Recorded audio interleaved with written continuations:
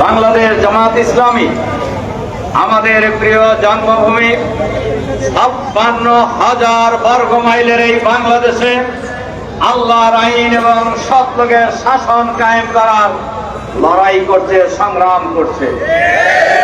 কেন আমরা আল্লাহর আইন এবং সৎ লোকের শাসন চাই? আমি যদি আপনাদেরকে জিজ্ঞাসা করি, এই পৃথিবীর মালিককে, এই বাংলাদেশের মালিককে, এই বাংলাদেশে কার আইন চলা উচিত? কেন আল্লাহর আইন চলা উচিত?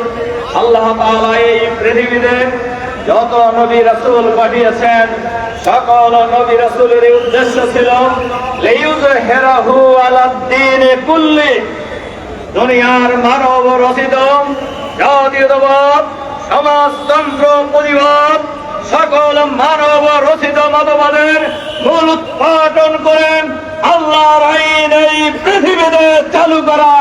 এটাই ছিল সকল নবী রাসূলের উদ্দেশ্য। আমাদের নামাজ